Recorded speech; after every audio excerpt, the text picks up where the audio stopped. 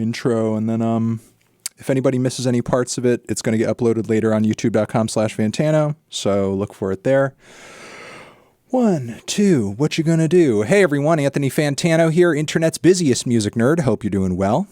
It is time for an exclusive conversation with multimedia artist, producer, conceptualizer, soundtrack concept artist too, Mr. Daniel Lopatin. He is a man of many pseudonyms, most notably Oneohtrix Point Never. New record titled Again is out now.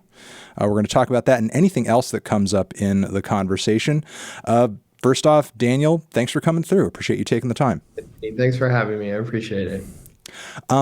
First question off the bat, I wanted to sort of get a sense from you about this era of your career that you're in, because I feel like with your last record, Magic Oneohtrix Point Never, and your new album Over Here, the way that you're kind of like artistically reapproaching a lot of older sounds and ideas and concepts from your past records and kind of, redoing them in a way artistically, you seem to be at this like huge nostalgia point, right now. And I guess I just wanted to ask, like, what has got you in this nostalgia bag? I think there's always been a component of looking back to the past in a lot of your music, but it seems at this point you're looking back on your own stuff. So what has you feeling that way about your own stuff right now?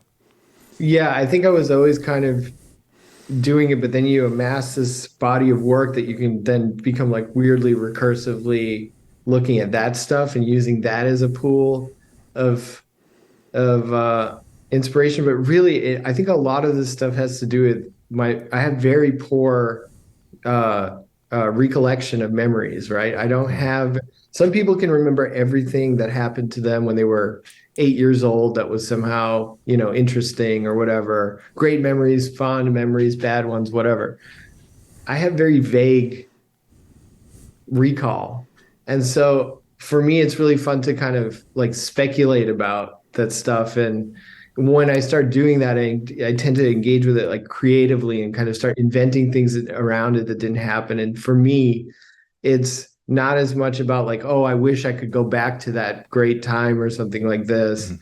Mm-hmm. It's, for me, it's just like, hey, what if we use that as a jumping off point to think about, to maybe speculate on what kind of human being I was and what I was trying to do. And let's see if from there something new and interesting happens. So it's just a kind of a meditation.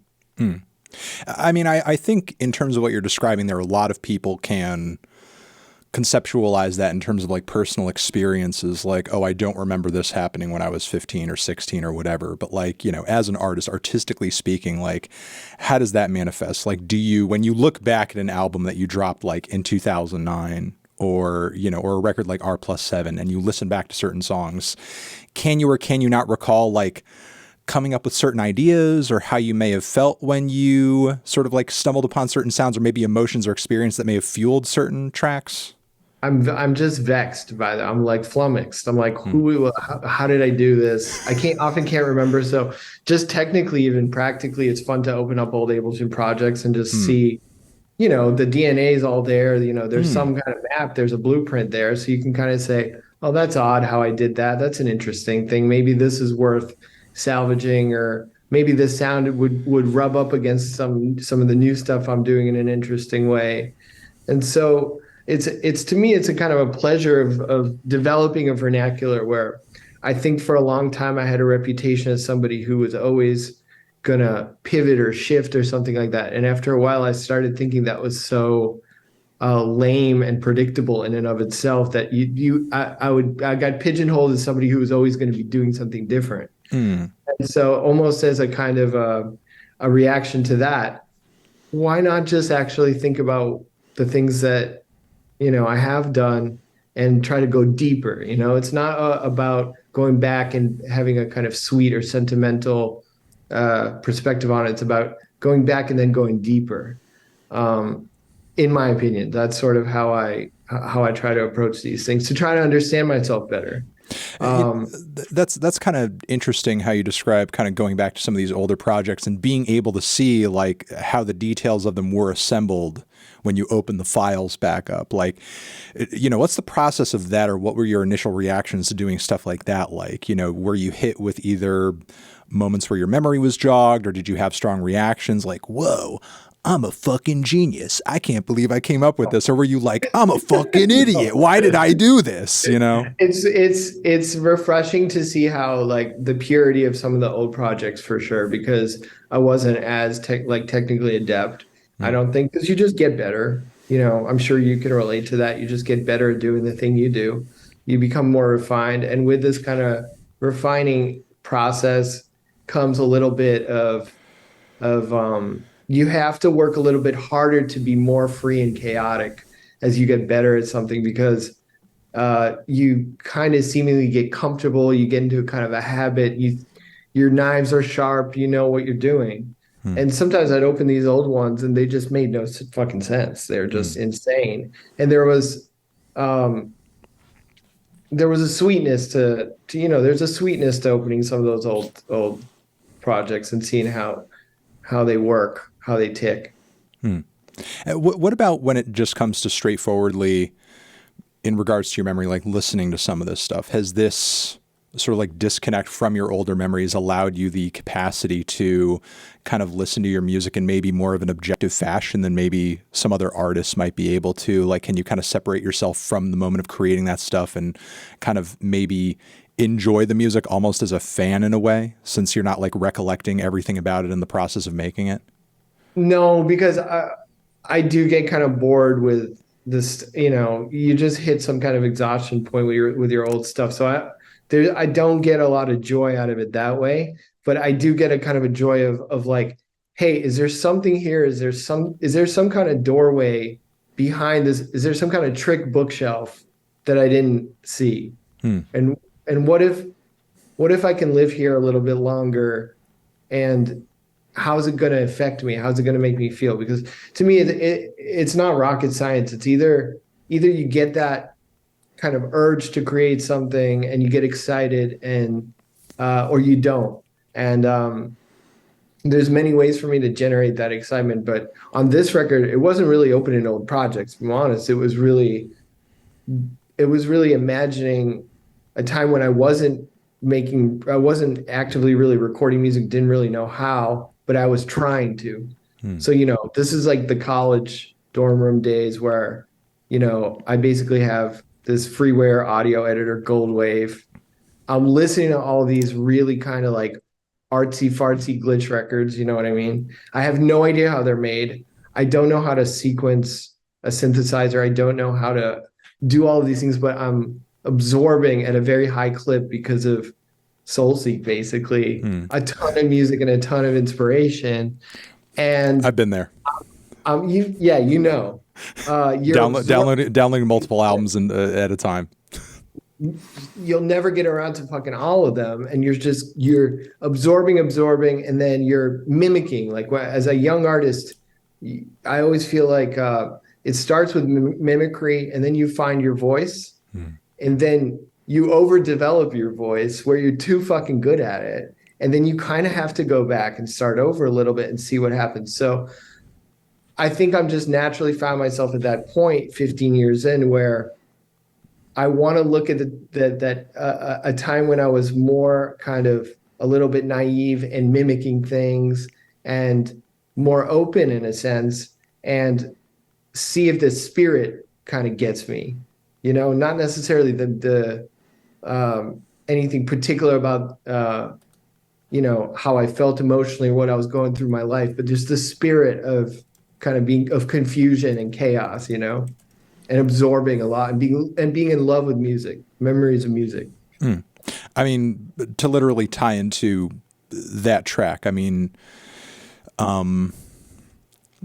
you know, how exactly do you even kind of get started with such a piece? Because there's so many different eras of music and sonics and aesthetics, like all colliding onto that one song. Like, you know, from that kind of like late 90s Y2K Muzak sound palette to kind of the prog stuff where you have that insane solo toward the end. And it's like, we're not even just shifting different eras. It's like we're going back in time in a way, you know, and almost like hitting two different points of retro futurism.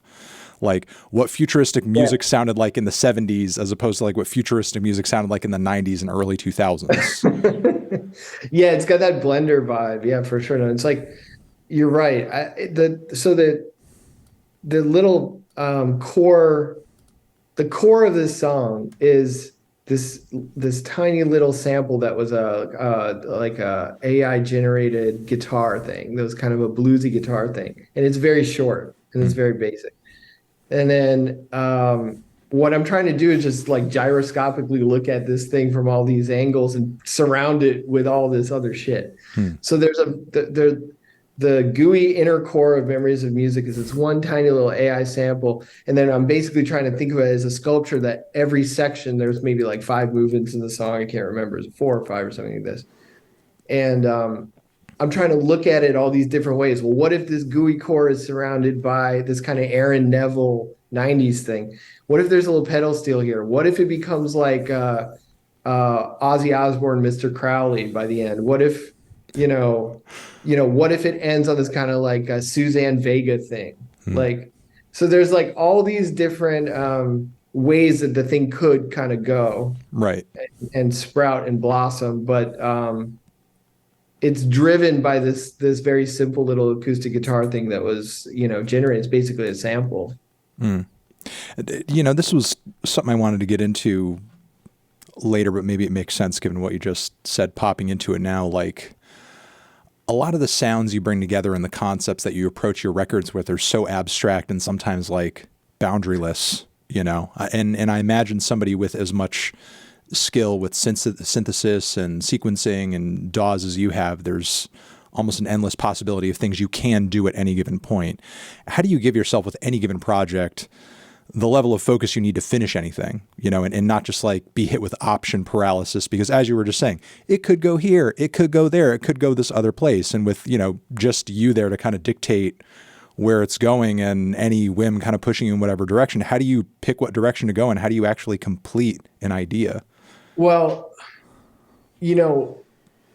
I don't think I could pull off a really effective version of this super eclectic, like Mr. Bungle, okay? Like they really know what the fuck they're doing on this level. There's this kind of postmodern approach where it's like every section's an extremely virtuosic, different genre of music or something like that. And while I totally appreciate your compliment and it's gratifying to hear that you think I could do your crazy synthesis and stuff. For me, honestly, so much is just kind of feeling, intuition, and the boundaries that come out from there, because I'm really just trying to say, like, at any moment, okay, have I crossed the threshold into, like, am I just too far out into the ocean where this doesn't even make sense to me anymore? Or is it still a compelling narrative that I feel, and even if it's a kind of a personal or cryptic sense of form, it's very much there for me. And I don't really allow myself kind of intuitively to just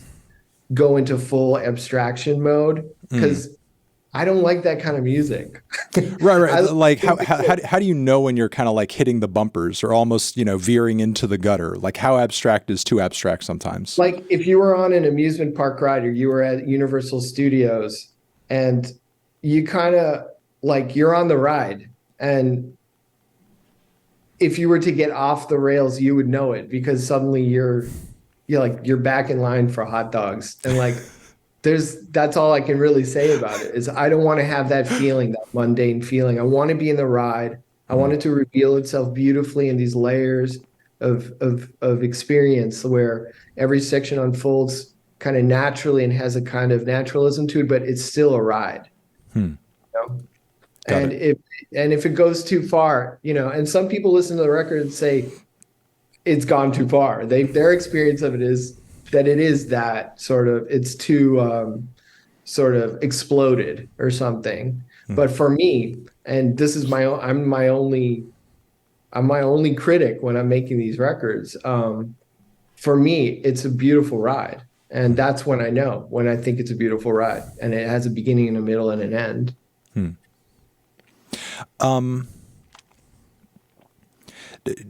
From here, I wanted to ask you about one of the kind of more consistent sonic themes throughout the record. The new one is definitely the string sections at the beginning of the album, at various points throughout the middle, toward the end, the way you're able to kind of like fuse that with sounds and aesthetics that we've heard on prior records and prior pieces, like, sort of throwing them in the way that you did.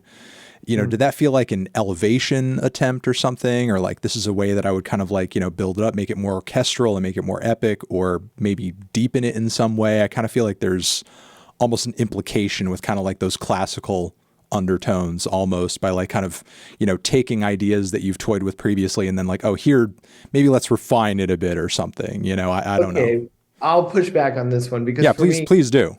yeah, there's not a to me when I hear, I mean, elsewhere the track that the record opens with, I wrote it very simply, like in the piano roll and MIDI, and it was very nicely orchestrated. But it's a very simple little tune in a way. It's got some parts and it has some interesting kind of harmonic things that are happening, but I wouldn't call it very portentous or fancy or something like that. Sure. The string pieces, to me, there's one at the beginning, there's one in the middle, and there's one at the end. A Barely Lit Path is where you really get them, sort of. And I let the orchestrator Robert Ames really go quite fancy. I mean, he had done, he had worked with Johnny Greenwood on this Paul Thomas Anderson movie with Daniel Day-Lewis that I'm forgetting the title of right now. But I loved his sort of like beautiful cascading arpeggios. I thought they reminded me of something that I wished I could do with computers in a way. And so I wanted that contrast to my own kind of arpeggios. I just thought it was an interesting detail. But generally speaking, those three pieces, one is a kind of a overture or introduction, one is an intermission, and one is kind of the conclusion of this place. And to me, again, is kind of like a fantasy realm. If it was, to me, if it was a movie, it'd be like Legend or something like this. And there'd be these fairies, and there'd be all of these wonderful colors and strange things happening in strange places. And so the strings add a kind of a quality of science fiction fantasy to me, to the album, that I think is really cool. Like, whereas, because there's so much electronica on the record, and there's so much wildness and harshness and a coarseness and density, that the strings to me is light, very human, very that's to me the most sentimental part of the record, if I'm honest. How would you maybe describe the fantasy world that you feel like this album evokes? Because I mean, I'll say, like, in my own opinion, I feel like, in a way, because of the consistent aesthetics throughout Garden of Delete or R+7 or Age of, for example, like, I feel like I can imagine the world that is kind of being handed over to me. You know what I mean? But I feel like with this, it's almost more difficult to maybe conceptualize because of the variety, and maybe also because, like you, I associate so much of what I'm hearing with just like older records of yours, you know what I mean? So it's like, I feel like I'm just like I feel like the world I'm listening to is you, so it's like all I'm thinking of is like Oneohtrix Point Never, and even, with your last record, like, and being such a big fan of radio as I was growing up, it's like, I feel like I was kind of going through this, like, radio exploration in a way. It's very concrete. It's very, right. or it's discrete on Magic. It's very discrete on Garden of Delete. Because I think there's a couple of records that have this kind of world building thing. And so, I feel like this record's part of it, but I very specifically wanted to elicit this exact reaction that you're having, because I think when I was younger and making certain kind of records like Garden of Delete or R+7, Magic's different, but when I'm younger, I really am kind of trying to paint a very specific picture. And and the older I get, I think the more interesting it becomes. It's like things become a little fuzzy, and I'm not so sure of that picture, or that so sure of that world. I kind of want it to be somehow closer to Inland Empire than Blue Velvet. There's Okay. a feeling to me that that's currently what's interesting me is um, there's clues and there's hints and there's flourishes of all kinds of things. There's references, there's archetypes, there's things to explore. But I just no longer want to sit there and say, "Welcome to this particular experience." You Um, sound almost like, I don't know, a carnival barker, kind of like presenting yeah, it that way. No, but like throughout the 2010s, you had a really strong run where like each project is like, whether I enjoyed it or not, or what I like about your catalog is that there's such a variety across it. It sort of seems that like everybody kind of has their own personal favorite, and there's certain records that people gravitate toward and certain ones that they don't. But like regardless, though, each one kind of has historically come through, at least, again, in that 2010s era, like clear, concise concept. And yeah. you would say at this point you're rebelling against that, and that's kind of becoming like played out in a way. It feels kind of juvenile to me Wow. a little bit. That, I that's think that's funny because like conceptually that's always held in high regard as like, oh yes, a concept album. That's like the most mature thing you can do.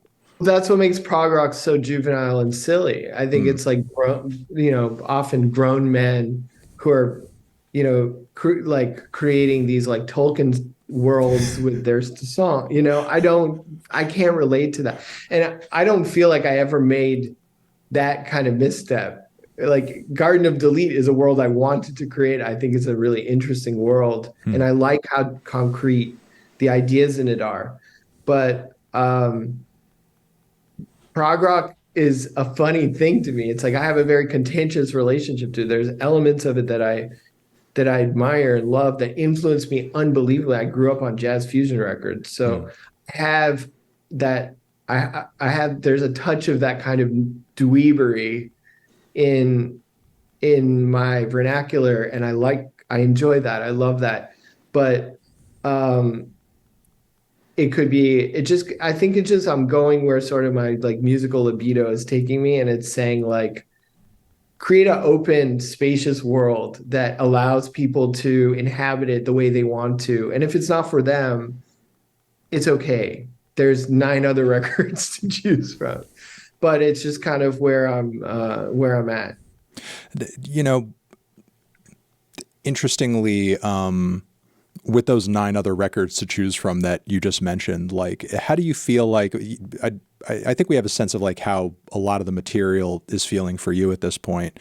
Like over the years, how do you feel like from what you've seen, how has any of this material aged in the eyes of the audience? Have there been any albums that you feel like were maybe well received upon impact, but aren't listened to as much now, or others that were maybe not quite as understood as they, maybe should have been when they were released, and maybe have, you're seeing more play on or more of a warm reception of now as opposed to when they were originally released? That's a really good question. I think I remember the most sort of hubbub around Replica Hmm. because, I was at a point in my career where there was a lot of people who didn't know about me, and suddenly there's more and more people, and they're kind of excited about this new thing. Hmm. But even by then, I thought Replica was a perfect extension of where I was growing and what I was doing. I didn't, you know, I was just kind of in the moment doing this thing. I don't know how they've aged, or if I certainly feel like um, there's a delay with my records Hmm. all the time, and there was a short delay on the understanding of my records maybe earlier. Around Replica, it would kind of snap into focus faster, um, and now I see like a whole new generation of young people that were listening to, you know, age of or whatever when they were teenagers that are now, you know, in college, out of college, or whatever, sending me notes about like that, how much age of means to them and how it speaks to a very particular time, like historically, socially, that they remember, that they associate with this strange record that they're into. So I think my records are becoming a little bit harder to digest quickly, but over time I'm seeing them snap into focus for people as they sit with them and they spend time with them. So yeah, I could say something like Age of I've definitely hear more about that record now than I did then, for sure. Either in the past or now, especially considering what you were saying earlier in terms of like maybe being considered at some point as an artist who doesn't repeat himself. He's always doing a new thing. Da, da, da, da. Like has the fact that people, or some people in their own mind, feel like they know you artistically, like that's a Oneohtrix Point Never type sound, that's a Oneohtrix Point Never type piece. Has that ever inspired you to approach pieces a certain way or records a certain way? It's like, oh, if people think I'm going to do this, I want to do this, or, you know, no matter how many people think I'm going to do this thing predictably, I'm going to embrace it anyway. Like, has that ever caused you to sort of like, Yeah, you know? absolutely. I always do things that there's a certain element of humiliation involved in any kind of, perform. If you must relate on some level, you have to get on the microphone on a weekly basis and express yourself and be, charming or funny or whatever. And it's a humiliating process to come clean about the things that you feel, that you love, that you think are interesting. And, I don't do things. I don't do things to get, to garner, everyone's appreciation, pat me on the back and say, you did it. You're so great, Dan. I do things because I feel I need to express something, even if it's kind of within a limitation. Like I'll never regret putting a song like Babylon on Age of. I don't care how many people think it's, I shouldn't have opened the record with it. I don't care. It doesn't, it has a function to me. It's there on purpose. And it has a message, and lyrically it's very important to me. So whether I can sing beautifully or not, I was compelled at that moment to embarrass myself wonderfully and honestly. And I think that's the responsibility of anybody in the arts. I think you just have to come clean and be honest and be okay to experiment and fail in plain sight if you have something to share that's important. Now, in terms of doing fan service, because I think that's basically the question, like, hey, do you ever feel like you want to go against doing fan service or do fan service or whatever? Sure. I think it's the worst fucking thing ever. I think it's like basically the former or the latter, or both? Doing fan service. Okay.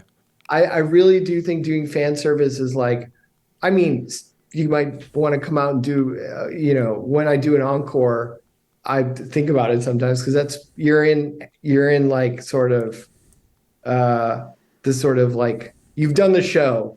Now everyone can relax and have fun and maybe do something that's just kind of like fun for the whole family. Like you'll do some fan service, you'll play a song, they'll get excited. But to me, a record is a singular vision that has to be me looking in the mirror and being honest with myself. And it has nothing to do with anyone else's needs or desires about what Oneohtrix Point Never is. And fan service just takes you off that path completely. Now you're following them. And it just doesn't make any sense, because who are they? Who are they? It's a bunch of different individuals with different ideas of a good time. And frankly, I can't dwell on that. I have to stay focused on what I think is interesting at any moment.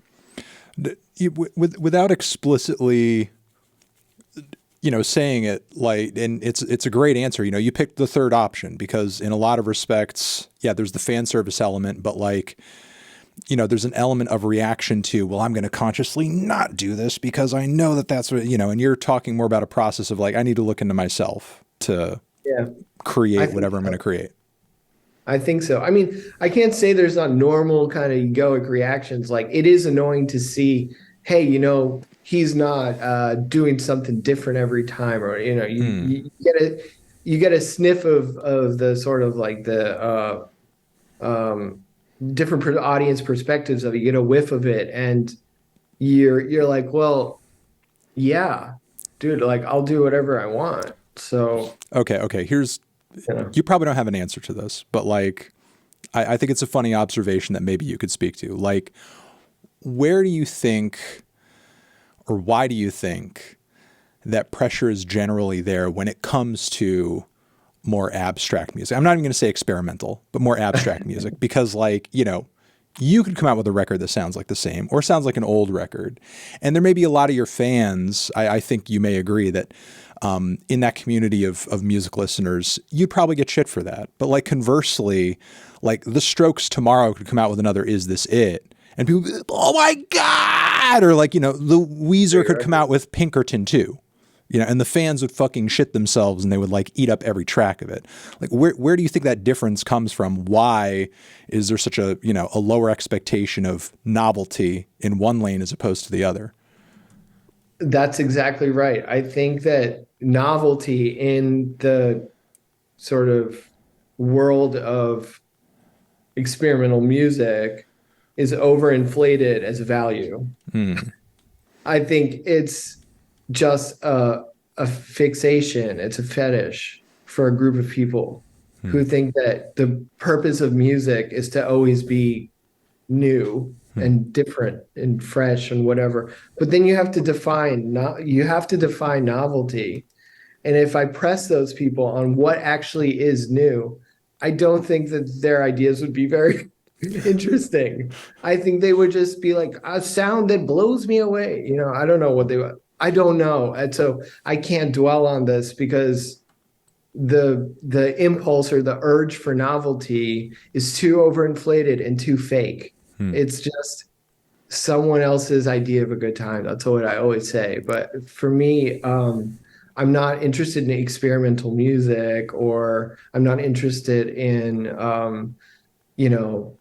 every time I make a record, it's a big statement against what's going on. I have to be ahead of everything. I just, and at the end of the day, what's new depends upon the person and what their experience is, and the thing is like, and even the most knowledgeable, even me, like, I'm not aware of every fucking thing that's happening. Yeah. There's new stuff going on all the time that I'm never going to hear that nobody's going to hear. Like, why gamify your career? Like, why treat it like, like we have to get X amount of like this kind of particular like credit, so it's basically just social stats. It's like, okay, so for experimental music people, it's like, because they value novelty, the people that accrue the most novelty somehow represent something. But to me, it's just a very narrow window and a narrow perspective. In that way, I find a lot of experimental music banter and conversation to be very conservative, because you're locked into a very dogmatic or didactic way of thinking about what is good and bad. I'm not interested in good and bad. I'm not doing religion here. I'm not doing, good versus evil, better than this, ranking this, blah, blah, blah. I don't do it. I'm not chasing some sort of, goal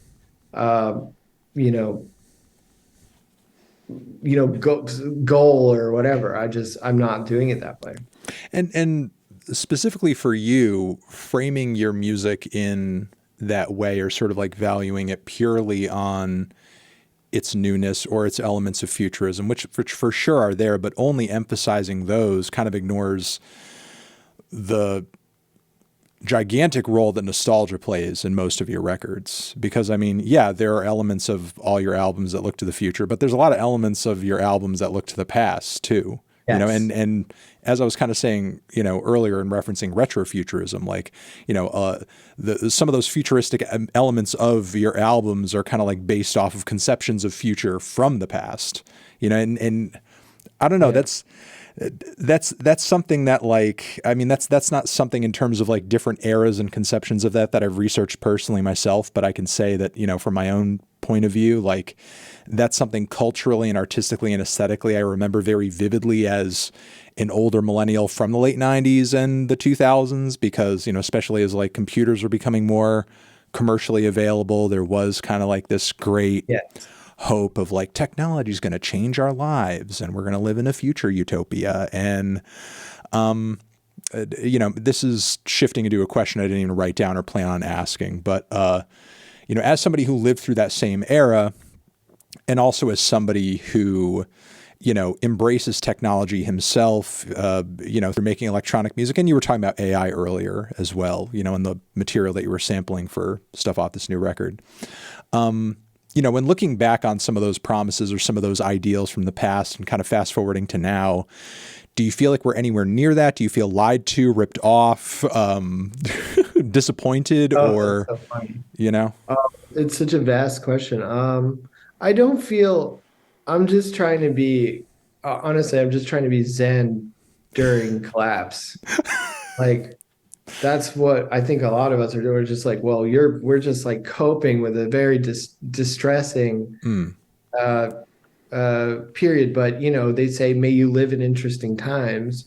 What's the alternative? I would say, would you want to live in just this kind of like, back in the age of days when I did Myriad and I did this kind of this 4 part kind of like concertscape, I called it. It was basically just a show, mm, but it was, it had themes and whatever. And the first one was Age of Echo, and Age of Echo is basically seems nice because nothing's happening and everything is just kind of floating and spacious and beautiful and endless and eerie and foggy and mystical, but you can't see through the fog. There's nothing is individuated. There's no character to anything. You're just floating endlessly in space. And to me, when you live in interesting times, it's because there's friction. There's ideas that are in contrast to one another. There's different perspectives that are battling each other. There's um, there's a kind of a healthy tension would be a great I wish we could say that there was a healthy tension to life I think we're past that. I think we're in an unhealthy tension world, mm, but we need to acknowledge that friction is how we got here in the first place. That's the Big Bang. mm, That's heat. That's nonlinearity. That's things being created uh, with heat and friction. Everything's cold, everything's dead, everything's unindividuated and boring. So I'm trying to enjoy my long-winded response. I'm trying to enjoy this very kind of disturbing time we're in, but and be zen with it and flow through it and kind of appreciate that we're in interesting times. Um, with music and the sort of glut of history that we can pull from musically that I've benefited from as just a fan of music. I mean, I think a lot of what Oneohtrix Point Never is just like is just being an unbelievably passionate fan of looking under rocks and discovering things and how did we get from here to here and here to here and what's behind this and just being a fan and just trying to go deeper and deeper into the history of music, recorded music, because there's so much and we have access to it. So I couldn't live, I don't know how many lifetimes without getting through all of that. So I do have a lot of appreciation and interest in the past that way because it's the same feeling I get walking through a library. I just want to grab books and see what's going on and what people thought and what was going. It's just it's a I feel it's a graciousness about the past that it's there and it can teach us stuff and hopefully kind of uh, uh, provide some sort of path into the future. So I don't like to dwell too much on what's going to happen, or because I'm just trying to catch up with how we got here. Hmm. You know? So I do have a sort of appreciation of the past that way.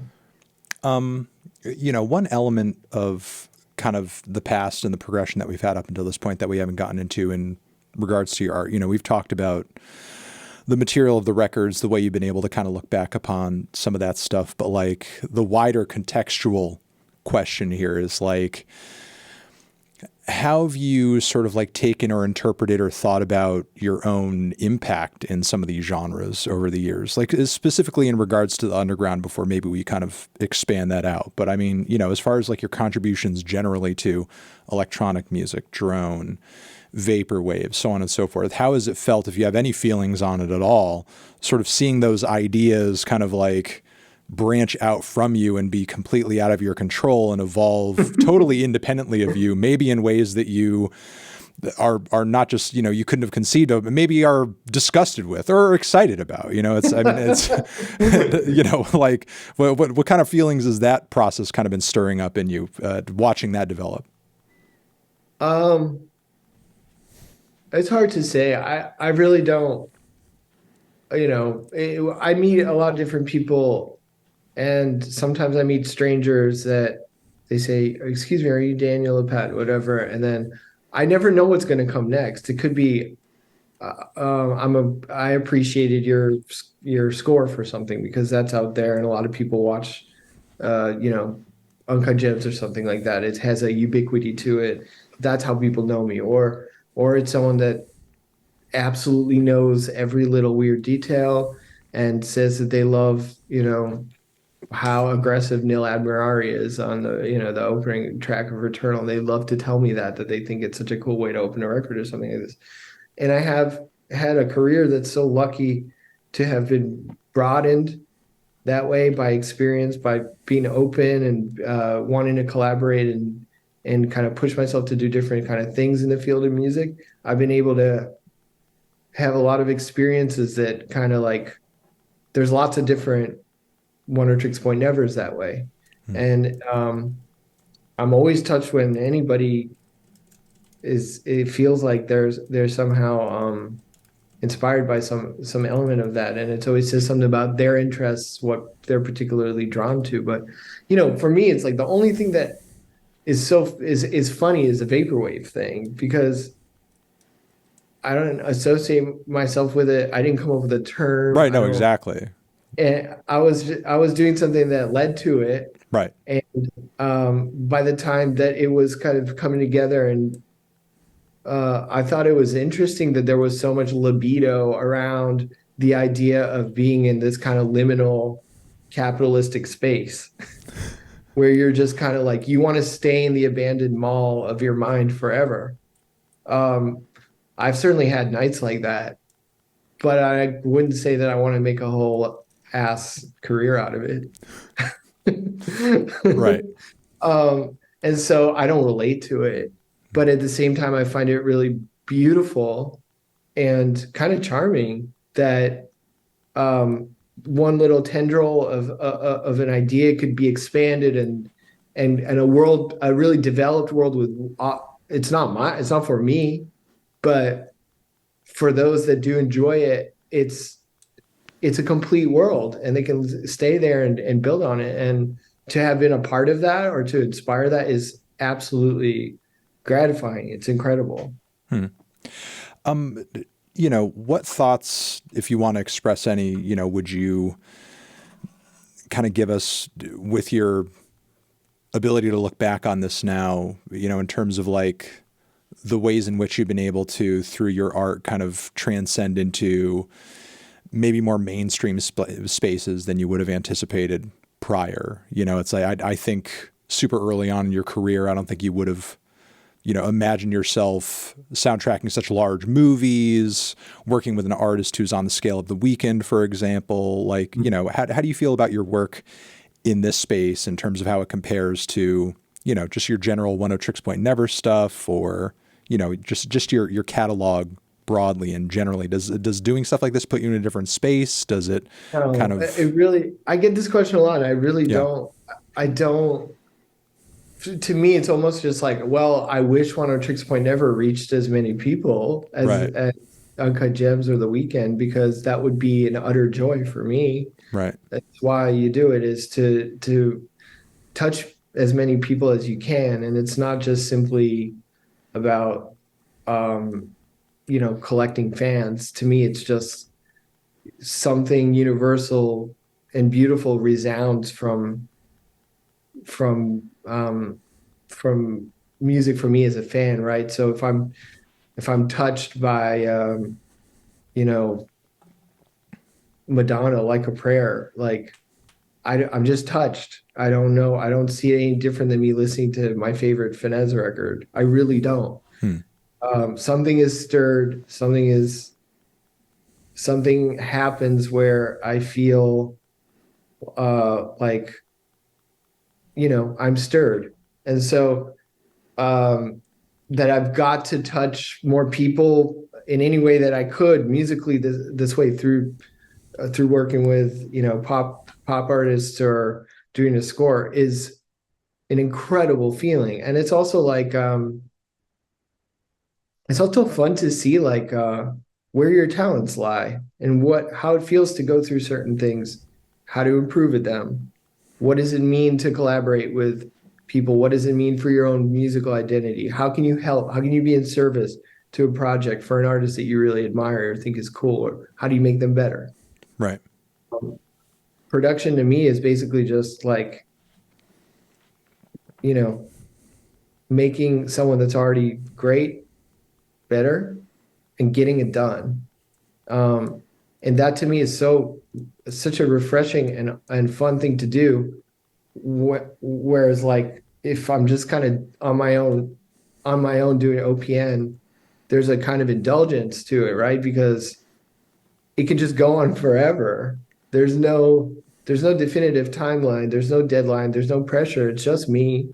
And there's a craftsman like thing that happens when you work with other people. They rely on you, they depend on you. You have goals that are bigger than just your own, your own whims. And to me, it's an opportunity to hone my craft. And I take it really seriously because I think of myself as a craftsman. Um, and I'm so lucky that I get to do both. It's the best. Hmm. It's the best. Do you? Is it happening either now, or do you see yourself in the near distant future kind of hopping back into that more supportive role with either Abel or another pop artist or something like that, given sort of, I guess, the positive voice you lent to kind of your experience and kind of, doing that? Yeah, yeah. Abel and I are doing stuff. I mean, we were working on stuff just a few months ago. Mike Dean, Metro was there. Hmm. So it's always fun with Abel because it's a very small, tight-knit group of people that are working on a record Hmm. or on a project or whatever it is. And um, you feel really, really like part of something.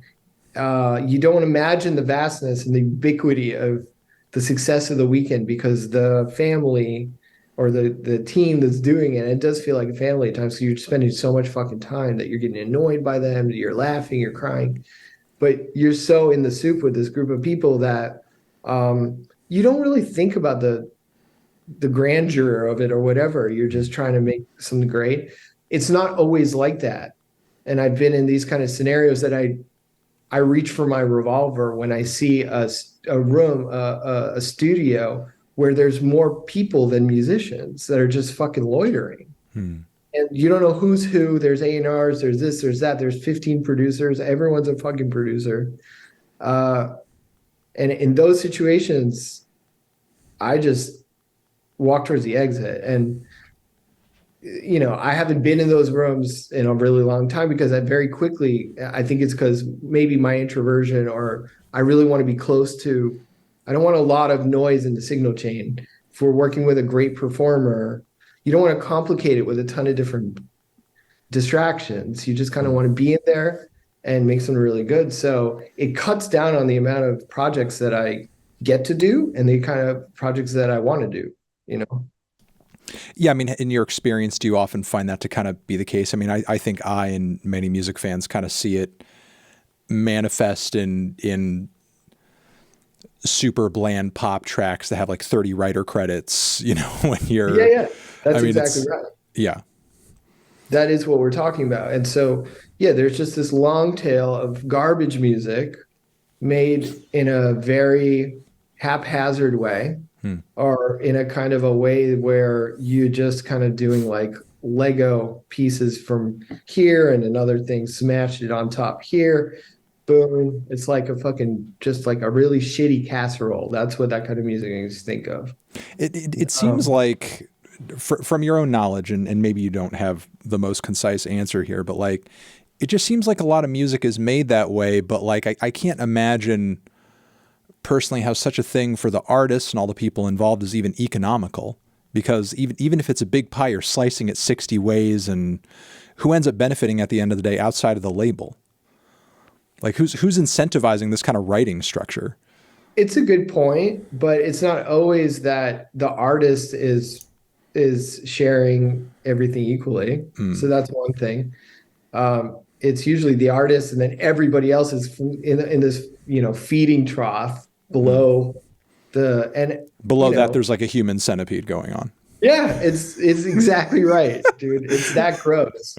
And you're right. It's hard to it's hard to sort of make any sense of that artistically for me too. It's just like, if we were talking about earlier, how do you know when to draw the line, or when do you go too far and there's too many options? Well, the entire music industry operates on the principle of, we have every option available, we have every resource available, we have every producer available, a snare from this person and a hi-hat from that person, and you can hear the results. It sounds boring and choked and lame, Mm. And when you hear like a kind of when you hear something that has that force of decisiveness, or that you hear, like, I was watching an interview with Daniel Lanois, and he was talking about he was talking about working with U2 or something like this. And then he was talking about working with Peter Gabriel. So he talked about a few different things he's done in his life, but he's always doing a kind of a similar thing. And there's not a lot it's Lanois' world. He knows how to create it, and collaborators are welcome. But there's a way that he does things in a sound that's generated, and for the right artist, they could benefit from that greatly. Hmm. And everybody wins, because you've made a decision. You've committed yourself to a kind of a frequency or a vibe.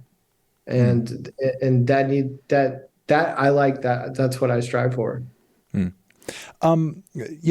Quickly, if you want to lend a comment here, specifically because it relates to your new record, but what about some of your, working relationships or collaboration experiences with lesser knowns like Jim O'Rourke or Shoo Shoo, who are like, involved at Yeah. a few various points on the record, who, obviously I think share a bit more common ground with you as far as like, more abstract music and concepts. Yeah. So maybe like, why did I want to involve them on this Right, particular record? exactly. Because I mean, Well, with your knowledge of the indie scene over the years, like as you were kind of saying, there's loads of people you could pull to or pull from, so like why some of those artists specifically?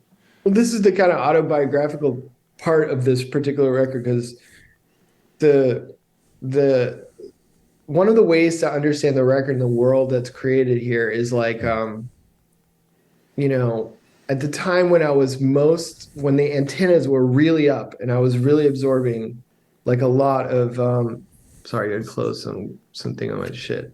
When I was like absorbing the most music and growing the most at an unbelievable clip. This was the early O's. Hmm. And do you remember In Sound? Because we're probably around the same age. Remember In Sound and all the samples Yes. you listen to? Yes. The Yeah. little descriptions of the records and Right. stuff like that. I would pop between like In Sound little reviews and samples. I haven't thought about in sound and but go on. But we probably gained some sort of, I mean, I remember learning about Nobukazu Takamura and Shushu and Jim Mm, O'Rourke and all of this kind of stuff because there was somebody at InSound writing those little capsules right. and describing that stuff. And I'd pop over from that to Soulseek and I'd go, look at people's iTunes shared folders and see what was going on, and I'd see certain things. And the first time I heard Shoo Shoo, I was just fucking stunned. And that's the only reason they're on this record is because I was stunned the first time I heard them. And I can say that about a very few bands in my life. I mean, I've enjoyed and been shocked and blown away by lots of music. But at the time when I first heard Shoo Shoo and I was in college in a dorm room listening to InSound, I was like, there's music out there that real people are making with their hands, with like whatever they have at their disposal, that's shocking and scary music. And I can do this. I saw a future. And when I'm assembling a record and there's guests, because I don't really think of it any other way, it's just we're making a movie and there's actors and they have things. They have to be there. I'm trying to fill in certain holes in certain colors that I can't do myself. So to me, I wanted unbelievable, like a voice of yearning and unbelievable emotionality, right? That a machine could never produce. And to me, that's Jamie. That's the person I'm going to ask for that color, even if it's just use a tiny little bit. And, with Jim, it was similar. So and Lee, this absolute freedom and outlandish attitude towards the guitar. I can't do those things.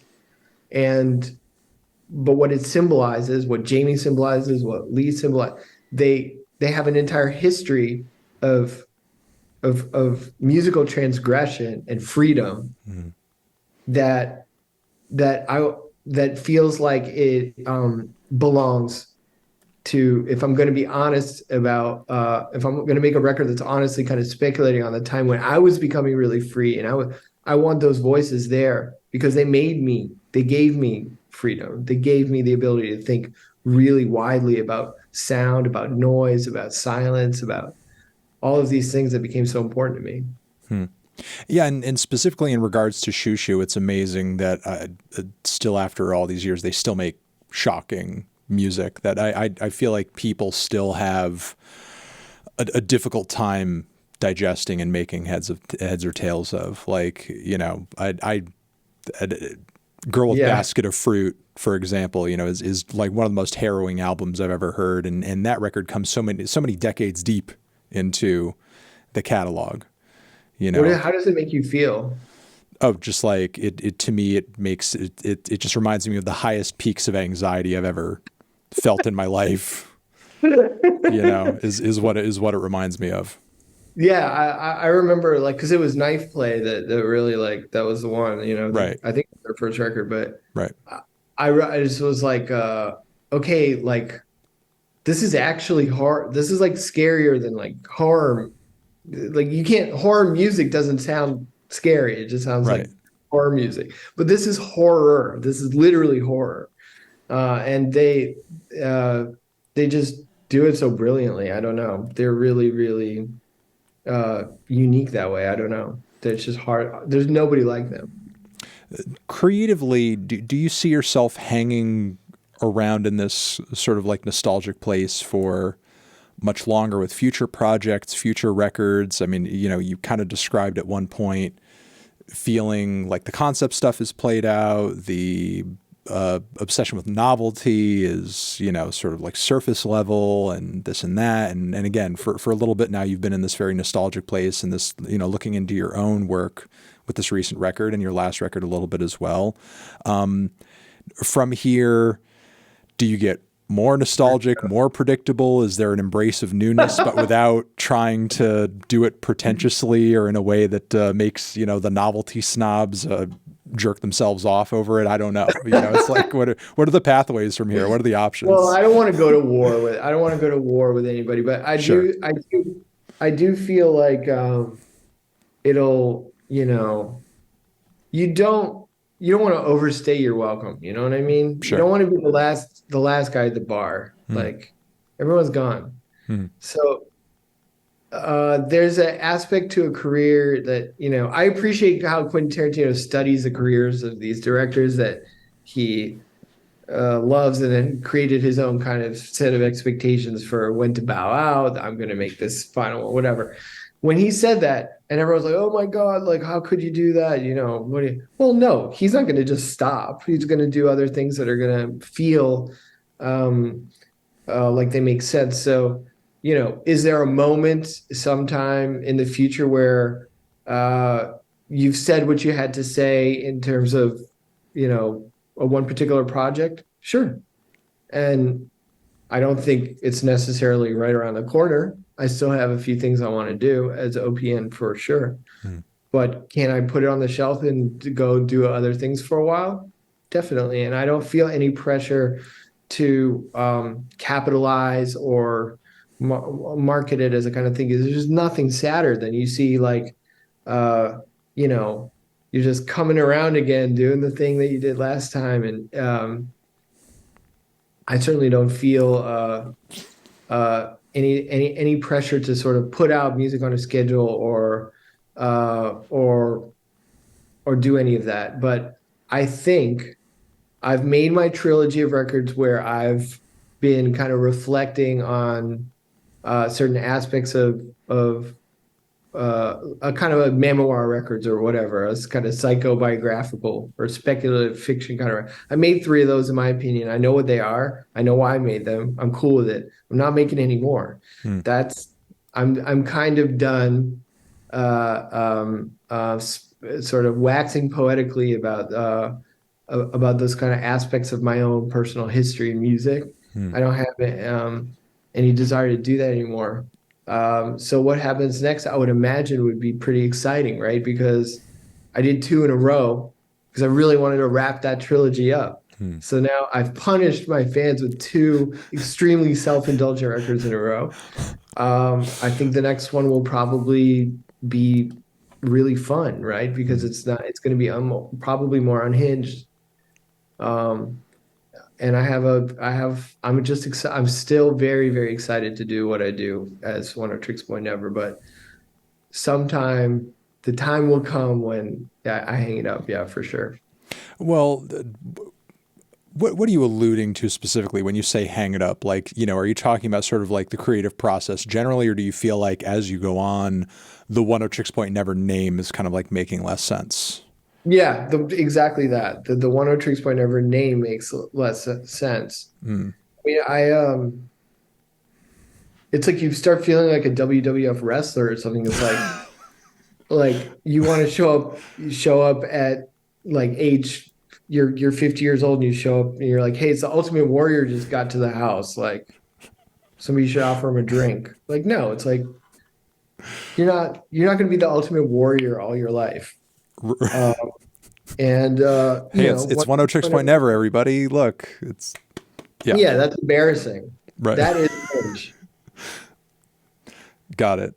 I mean, at Alan Paloma recently just started dropping music under his own name recently. Yes. He dropped the Neon Indian thing. And yeah, that was a very fun synth record.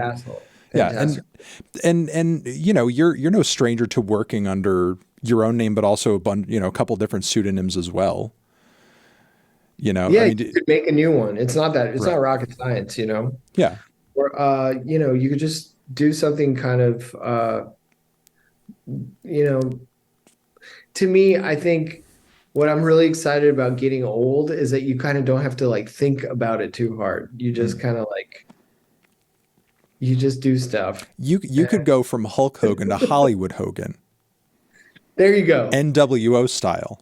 When you switch, for it, God forbid, I love war, but if there ever comes a day where I have to switch over from WWF to WWE, that's a good time to do it. Yeah, exactly. No, you'd have to drop Warp, and then you'd have to drop Warp. You have to craft a new persona on another label or something.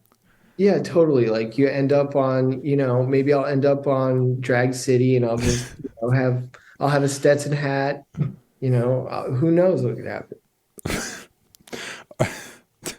So, new album's out. People can listen to it. People can stream it. You just dropped this interesting, almost like anti-music video for Memories of Music, where it's reading like it's like a book on tape but reverse. It's a music. Yeah, exactly. It's a music on book. Yes. It's yeah. You nailed it. Yeah. It's a music on book. Is there anything else that you have coming around the corner as far as like, more promo, more visuals, more performances, Well, if anybody anything? would Yeah. fucking pay for my videos, and maybe I'd have another Right. single. Exactly. Yeah. I think the problem is my idea of a music video is always just like, we're making a water world. You know what I mean? Right. We're making like Kevin Costner, or it's like I need Kevin Costner. I need $200 million. They're like, dude, There has to be a way for AI just to make it. No, is there? we looked at it. It was Yeah. it looks like shit. I really, what I'm getting into is just like basically like arts and crafts. Right. So if you're asking me what's around the corner, it's just like I'm gonna have a live show. I want to make it very different than the ones I've made before. There's gonna be a lot of music from again. I want to think about how to present that stuff in an interesting way. Maybe it's gonna be a kind of an arts and crafts hour of some kind. Have you followed or watched at all on YouTube the Shrek Retold movies? No, No, I'm writing like this this arts collective and some directors basically have done the first two Shrek movies, and they did it in such a way where they approached a bunch of visual creators, people from all walks of life creatively, and they essentially assigned to each of them, I believe across tens, if not hundreds of people, like you're going to recreate this 10 seconds of the movie, and then Oh my God. we're going to assemble it all. So there's claymation bits, there's illustrated bits, there's live action bits, and it's all That's just, yeah. So, you could assign 10 seconds of the music video to 200 different people, and Fiverr. We were considering Fiverr just doing Fiverr. Like there's many ways to skin a cat. right. And I will check out Shrek Retold. That's Yeah, Shrek Retold 1 and 2. I did I think the second one is not out, or is, if it's out, it just came out. The reason I know about it is because somebody approached me to do a voice for the first one. Oh my So God. my voice is in the Cool. first one for like 5 seconds, because again, Great. it's like the people who approached me who were doing that one part were like, we just need you to say this one line. I was like, okay, You have an iconic radio voice. You really do. thank you. I appreciate it. I appreciate Fantastic. that. All right. Listen again, I appreciate you coming through. You've been a great guest. Hang on the line for a second. I'm going to send everybody away, and All then right, and then I'll say hi to you after everybody goes. Again, thank you everybody for coming through. You guys are great. It's been a great Thanks, everybody. conversation. Daniel, loved having you here. We loved having Daniel. I hope you guys have a good night.